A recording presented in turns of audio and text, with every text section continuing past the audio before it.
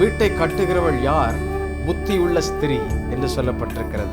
அப்படி என்றால் புத்தி இல்லாத ஸ்திரீகளும் இருக்கிறதை வேதம் சொல்லுகிறது. அதற்கு அடுத்த வரியில் என்ன சொல்லப்படுகிறது? புத்தி இல்லாத ஸ்திரியோ தன் கைகளினால் அதை இடித்து போடுகிறாள் என்று சொல்லப்பட்டிருக்கிறது. புத்தி இல்லாத ஸ்திரியோ தன் கைகளினால் இடித்து போடுகிறாள்.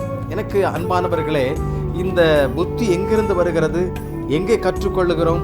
நாம் எங்கேயாவது கல்வி சாலையில், இல்லை என்றால் பல மனிதர்கள் வழியாக பல்வேறு விதங்களிலே, ஆம், அவைகளையும் உலக ஞானங்களை பெற்றுக்கொள்ளுகிறோம். ஆனால் வேதம் நமக்கு என்ன சொல்லுகிறது?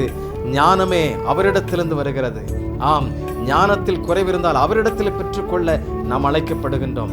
அநேக பெண்கள் தங்களுடைய வாழ்வையே குறைத்து மதிப்பிடுவது உண்டு. எப்படி மதிப்பிடுகின்றார்கள்? என்னால் இது செய்ய முடியாது, என்னால் இது நடக்காது, என் வாழ்க்கையில் நான் அப்படிப்பட்ட திறமை பெற்றவள் அல்ல என்று சொல்லி பலர் தங்களையே ஒடுக்கி கொள்ளுகிறதை பார்க்கிறோம். நீங்கள் அப்படிப்பட்ட பெண்மணிகள் அல்ல, புத்தியுள்ள பெண்மணிகள். நீங்கள் கர்த்தரோடு கூட இருப்பீர்கள் என்றால், தேவனோடு கூட நீங்கள் பயணிப்பீர்கள் என்றால், தேவனுடைய பிரமாணத்தை நிறைவேற்றுவதற்கு உங்களை ஒப்பு கொடுப்பீர்கள் என்றால், உங்கள் குடும்பத்தை நீங்கள் கட்ட வேண்டும் என்று சொல்லி மெய்யாகவே நீங்கள் விரும்புவீர்கள் என்றால், நீங்கள் ஆண்டவரிடத்திலே ஞானத்தை கேட்பீர்கள்.